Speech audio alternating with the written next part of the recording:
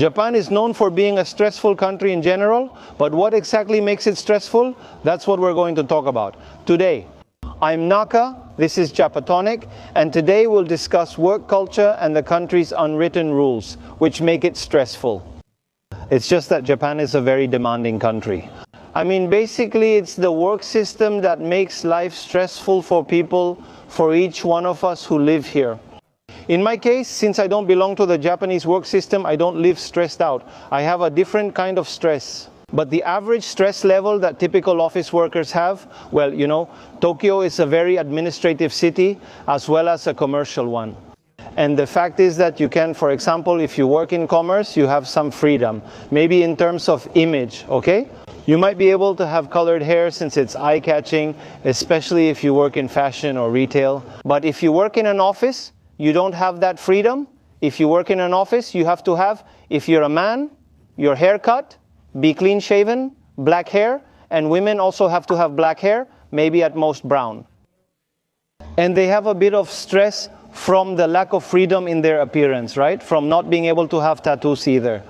On the other hand, people in sales have to constantly deal with customers. Japan is well known for its excellent customer service. And yes, it is stressful the way you have to serve customers because you treat them as if they were gods. No, it's just that Japan is known for treating customers like gods. Japanese people are very polite and provide excellent service. But just imagine that level of stress, always having to keep a good face and give good service to every person who comes into the store. Office workers aren't completely spared either, for example, because many office workers also have to deal with customers. In those situations, it's companies, it's over the phone, and you need to be prepared for any business interactions. That's how it is. They're less frequent clients, but they're much bigger. And there, wow, if you knew, imagine that Japan has those language differences, like the formal and informal you, but in Japan, it's like the formal you. It can go to a pretty high level. It almost feels like you're talking to nobility to that extent. The Japanese language has those differences, and obviously it's very stressful to have to speak so formally, constantly, every day. The other thing is hierarchy. Japan is an extremely hierarchical country, I mean in every job, in everyday life. Respect for elders, sometimes disrespect towards younger people. These are the people we stress or who stress us, and Japan fits this, being very hierarchical. In any company you're in, your place will always be clearly defined. And when you join a company, you'll always start at the bottom.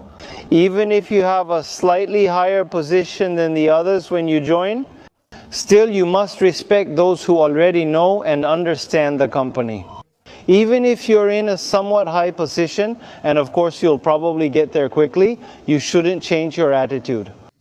But Japan is an extremely hierarchical country, which makes us constantly careful with the people we talk to. That also adds stress. And another thing is tateme, which is the expression or declaration of what is considered correct in society. That's actually a term that we foreigners use a lot to describe what the Japanese usually call kitsukao no ajozuna. Hito, which basically means a person who is good at being considerate. And that's something that is like, in quotes, rewarded. It's good to be considerate, it's just considered good.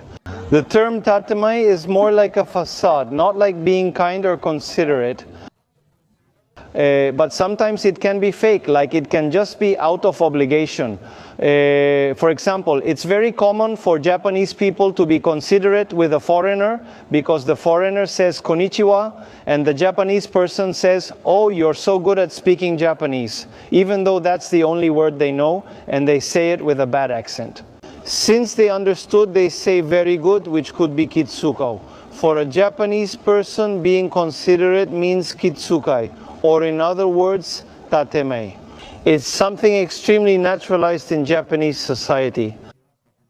I mean, it's constant, it's with everyone all the time, being considerate of others. To the point that this is what makes many people unable to get close enough, because they're being considerate of other people's time. Like, for example, meeting up with friends that sometimes you can't just call out of the blue.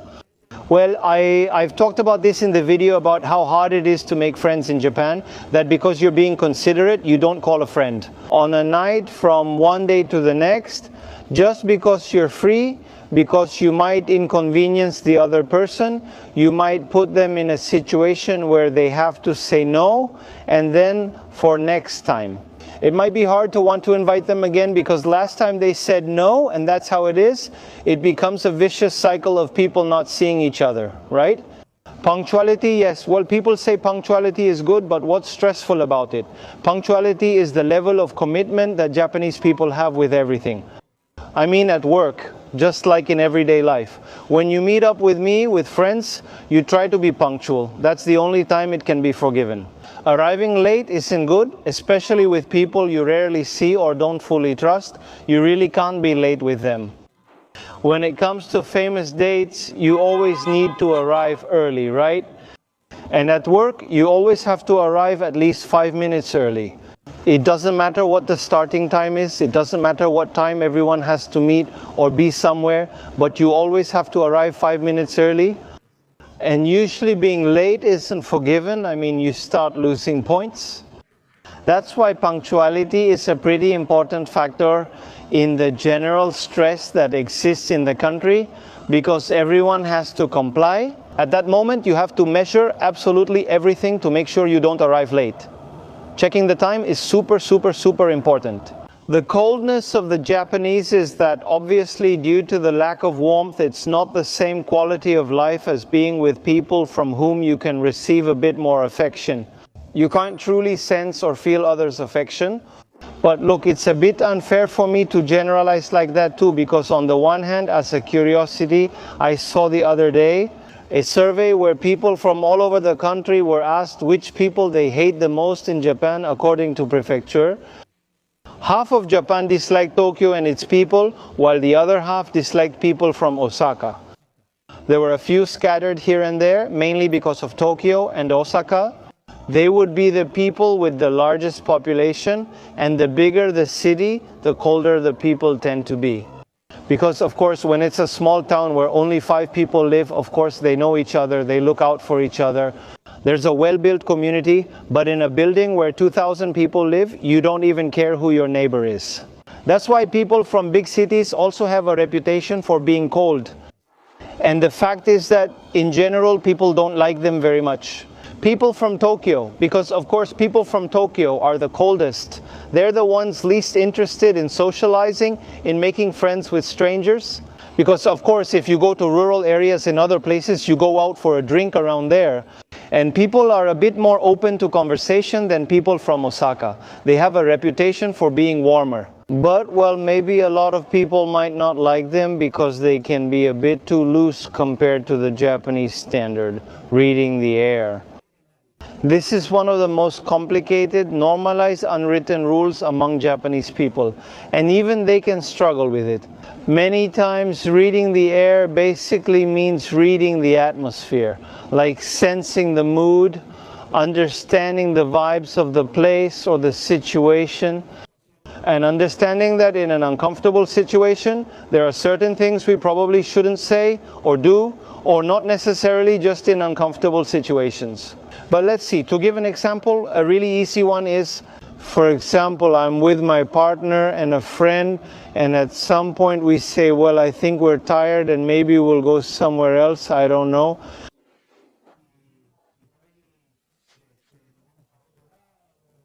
And well, that's when you create a situation so that the other person, the friend, picks up on and reads the vibe that they're not welcome for the next outing. I mean, basically it's kicking someone out without actually kicking them out, and the other person understands when it's time to leave, right? But that's just a simple example. The thing is, in Japan, there are many situations where you have to pick up on the vibe and know what to do and what not to do. And maybe that can be complicated. It's often harder for foreigners since these are very Japanese situations, which can even be complicated for Japanese people too. The amount of abuse obviously is a common part of daily life in Japan. You know, I made a video about the different types of harassment, the harassments, And of course, Japan is a country that suffers a lot from abuse, mainly due to hierarchical issues. And if it's not hierarchical, sometimes, well, beyond what could be abuse on the street or harassment of a man or a woman on public transportation. And all of that, well, that's a topic with a different meaning altogether, right? Japan does have many problems when it comes to abuse and harassment, right? And sometimes I just mention the topic of abuse like that, just in passing. But it's something that can be part of your daily life at your job. Like I've said before, a person, for example, if they're not very good at their job, they're not going to fire them, but they can demote them, lower their salary with the excuse of giving them a lower position. And the fact is that here there's this culture of marrying a company, of not wanting to quit, of not wanting to leave the job and look for something else, or not wanting to be fired. Because for a company to fire you, what you did has to be really serious, but the fact is that people get attached to a company. And maybe if they make that person's life kind of impossible so that they leave the job because they don't want them in the company, but no, they don't want to fire them. So that person is going to live suffering workplace harassment every day. They're going to suffer a lot. I don't know, it could even get to the worst point. It would be like if the boss, I don't know, hit them hard on the back of the neck. That would be an extreme case, right? That thing about Japanese people marrying a company is something extremely normalized. It's very common. And it's something that, well, it's precisely because it's easy to get a mortgage here. I mean, that's a really good thing. It's great that it's so easy to get a mortgage approved. Just by having a steady job and having been there for 2 or 3 years. But let's see, to what extent is it important to be an employee? I mean, to be dependent, because I've said this too. I told my wife I wanted to leave my brother's company to focus only on YouTube and the tours. And she would tell me, no, it's super important that you work for a company because they'll pay your taxes, your insurance, your healthcare, and all that. And I told her, no, and I took my own path, and obviously I'm much happier now. But do you understand that everyone is aware and knows that it's better to be an employee than to be a freelancer, even if you can earn twice as much, because of the stability? And it's that people already have it ingrained in their minds that they have to go to college to get a job where they can be stable. And all those things add a lot of stress because people don't have enough freedom. I mean, yes, it's a country that's full but infested with artists or freelance people. But all those people are the ones who escape even just a little from the Japanese work system. Not always, because sometimes, for example, to become a manga artist, you start as an assistant, and that's a whole different world, which is extremely stressful, because it might be the job you like, but you're going to be super exploited as well. It always depends, right? But basically, maintaining social status and stability is super important for Japanese people. And that leads you to have a job that will almost definitely stress you out. Imagine to the point where even a simple small detail. The first trip my wife and I took outside of Japan was to Taiwan. And I remember that when we got off the plane in the hallway, a huge long hallway, there was a little security booth in the middle and a security guard sitting there looking at his phone. My wife and I stopped and said, "You can tell we're not in Japan anymore, can't you?" Because a person in Japan at work during working hours never has time for leisure, never. I mean, if someone is supposed to be watching over something, they will absolutely be watching. And they can't touch their phone at any time except during their break. It's the same for someone working in a store. If you're the owner, of course you can do whatever you want. But an employee in a store constantly has to be watching things, organizing something, whatever it is, but never looking at their phone. In the same way as in an office job, if you don't have any work left to do, you have to pretend you're working in some way or something. But you can never go to the break area and say, "No, it's just that I already finished my work, I have nothing to do." No, never. But well, this was a small compilation of the reasons why Japan is stressful, basically. In short, it's the work system, or rather the work culture, and what would be the unwritten rules. See you next time. Greetings to you, your family, pet and neighbor. Ciao.